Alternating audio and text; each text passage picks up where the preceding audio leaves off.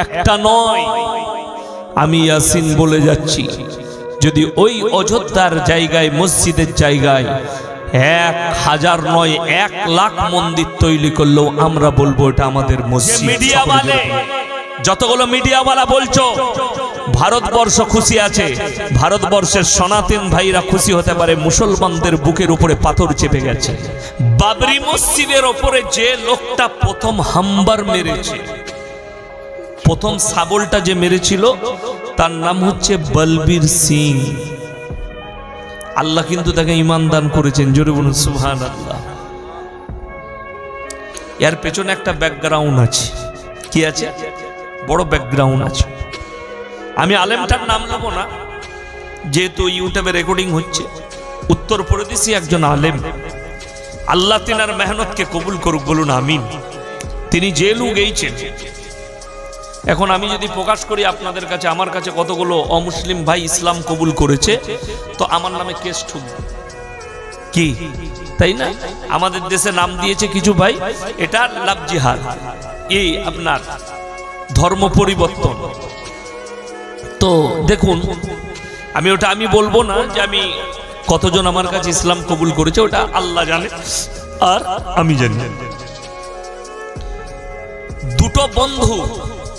দু বন্ধু মিলে কি করেছে? বাবরি মসজিদ ভেঙেছে। বলবীর সিং এর কালকে হিস্ট্রিটা আমি বার করেছিলাম মোবাইলে।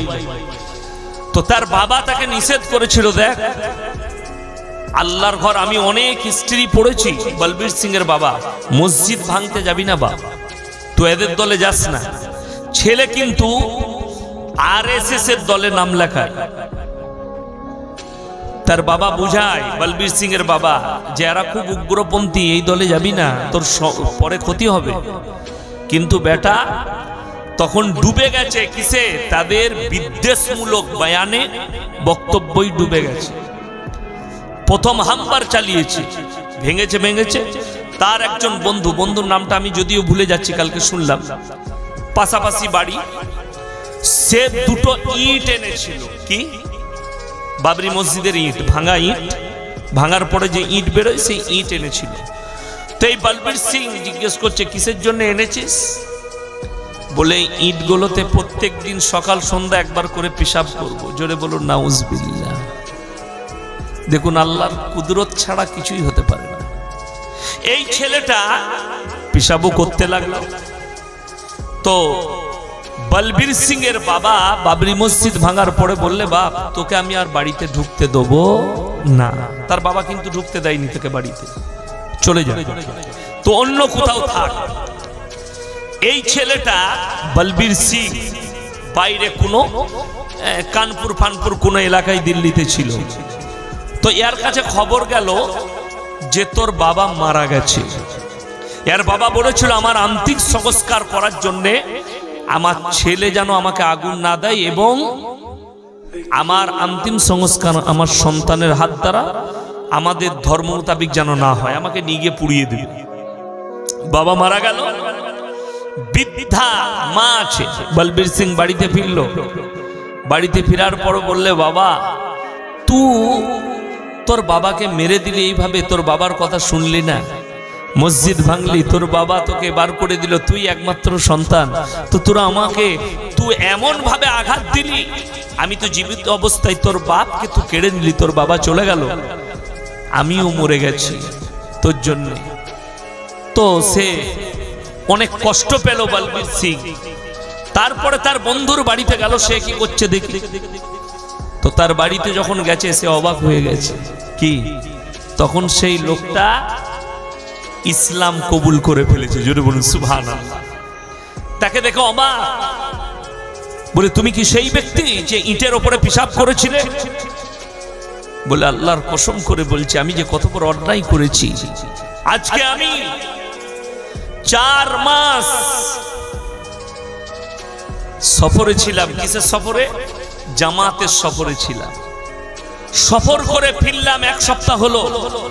আমি বুঝতে পেরেছি অনুতপ্ত, এমনকি আমার হাত দ্বারা আমার মাও কলমা পড়ে নিয়েছে। জোরে বলুন সুবহানাল্লাহ। তুমি কি করে ইসলাম কবুল করলে? বলে, আমি হঠাৎ অনেক রকমের খারাপ স্বপ্ন দেখি, তো আমার কোনো পণ্ডিতরা এই স্বপ্নর ব্যাখ্যা দিতে পারেনি। আমি একজন মোল্লার কাছে গিয়েছিলাম, আমি মোল্লার নাম করব না, সেই আমাকে কালমা পড়িয়েছে এবং মসজিদ সম্পর্কে বুঝিয়েছে, আল্লাহর ঘর সম্পর্কে বুঝিয়েছে। তো বললে তুই যাবি কি আমার সাথে, চল। বলবীর সিংকে নিয়ে গেল, আল্লাহ বলবীর সিংকেও কবুল করে নিলেন, জোরে বলুন সুবহানাল্লাহ। এবং বলবীর সিং নিয়ত করলেন, আল্লাহ আমার মৃত্যুর পূর্বে আমি যেন 100টা মসজিদ তৈরি করে তারপরে আমার মৃত্যু দিও, জোরে বলুন সুবহানাল্লাহ। লোকটা 74টা মসজিদ তৈরি করেছিলেন, তিনি মারা গেছে। এই গোধনপাড়া মাদ্রাসায় এসেছিলেন, সেই বছর আমার আব্বাজিরও দাওয়াত ছিলেন, তাই না? মাশাআল্লাহ, দেখুন ইনারা দেখেছেন।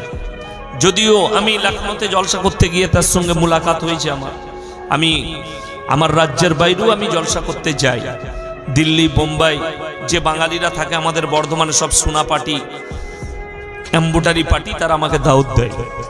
তো সেখানে আমি গিয়ে দেখলাম, তার সঙ্গে মুলাকাতও হয়েছে লখনৌ। আর লখনৌ আলিয়া ইরফানিয়ায় আমি কিরাত পড়েছি দীর্ঘ 2 বছর, সব থেকে বড় ভারতের কিরাতের মাদ্রাসা, সেখানে আমি কিরাত পড়েছি 2 বছর। তো ওখানে আমি ওনার সাথে মুলাকাত করেছি। বাঙালিরা আমাকে জলসায় দাওয়াত দিয়েছিল, ওনাকেও দাওয়াত দিয়েছিল। বড় ভদ্র মানুষ ছিলেন। দেখুন, প্রথম যে হামবার চালিয়েছে সেই লোকটা কিন্তু ইসলাম কবুল করেছে। এর থেকে বড় জিনিস আর কিছু হতে আমাদের কাছে পারে না, জোরে বলুন সুবহানাল্লাহ। আর একটা নয়, আমি ইয়াসিন বলে যাচ্ছি, যদি ওই অযোধ্যার জায়গায়, মসজিদের জায়গায় 1000 নয় 1 লাখ মন্দির তৈরি করলেও আমরা বলবো এটা আমাদের মসজিদ। সকলে জোরে বলুন ইনশাআল্লাহ। আমাদের মন থেকে মিটবে না। যে মিডিয়াওয়ালে, যতগুলো মিডিয়াওয়ালা বলছো ভারতবর্ষ খুশি আছে, ভারতবর্ষের সনাতন ভাইরা খুশি হতে পারে মুসলমানদের বুকের উপরে পাথর চেপে গেছে। আমরা খুশি নই। কেউ খুশি আছে? জোরে বলুন না। আমরা কেউ খুশি নই। কেন? বাবরি মসজিদ এমন একটা আঘাত। সুপ্রিম কোর্ট, দিল্লির ভারতের সুপ্রিম কোর্ট বলেছে, আমরা রায় দিচ্ছি এখানে কোনো মন্দির ছিল না, মসজিদ ভেঙে, মন্দির ভেঙে মসজিদ হয়েছে, এরকম তথ্য আমাদের কাছে কিছুই নেই। তারপরেও বাবরি মসজিদকে শহীদ করা হয়েছে কিসে? নিজের বলবুতের ওপরে, শক্তির দ্বারা, শক্তি প্রদর্শন দেখিয়ে। আল্লাহর কসম করে বলে যাচ্ছি, যারা আমার বয়ান শুনবেন কালকে ইউটিউবে, ফেসবুকে, আর যারা শুনছেন, আমার আল্লাহ ছাড় দেয়, ছেড়ে দেয় না। ছেড়ে আমার আল্লাহ দিবেন না। ফিরাউন বলেছিল, আল্লাহ রাব্বুকুমুল আলা, আমার থেকে বড় মাবুদ কেউ নেই, তোরা আমার কাছে চাইবি। আল্লাহ ফিরাউনের নিচুরে রস বার করে দিয়েছে। জোরে একবার বলুন সুবহানাল্লাহ। নমরুদ চেয়েছিল ইব্রাহিম নবীকে জ্বালিয়ে দেবো আগুনের মধ্যে নিক্ষেপ করে। আল্লাহ আগুনকে হুকুম জারি করলে, কুল্লা ইয়া নারুকুনি বারদাও ওয়া সালামান আলা ইব্রাহিম, আমার ইব্রাহিমের একটা পশমকে তুমি জ্বালাতে পারবে না। আল্লাহর কসম, ইব্রাহিম নবীর একটা পশমকে আগুন জ্বালাতে পারেনি। জোরে বলুন না সুবহানাল্লাহ। আর তোমরা কি করবে? যারা ভয় খাচ্ছেন, এই মাদ্রাসাগুলো মিটে যাবে, কোরআন মিটে যাবে, ইসলাম মিটে যাবে। তাদের ঈমান কমজোর, তাদের মধ্যে ইলমিয়াত নাই, তাদের মধ্যে ধর্মের কোনো, ইসলামের কোনো জ্ঞানই নেই, তাদের মধ্যে দ্বীনি শিক্ষা নেই, যার কারণে এই বিশ্বাস তাদের, ইসলাম মিটে যাবে। আমার আল্লাহ কোরআনে যেগুলো বলেছেন সত্য না মিথ্যা বাবা? আরো জোরে বলুন। সত্য যদি হয়, আমার আল্লাহর ওয়াদা আছে, ফালান তাজিদা লিসুন্নাতিল্লাহি তাবদীলা, কিয়ামত পর্যন্ত আমার কোরআনের বিধানের একটা জের জবরকে পরিবর্তন করার ক্ষমতা পৃথিবীর কোনো শক্তির নাই। জোরে বলুন সুবহানাল্লাহ।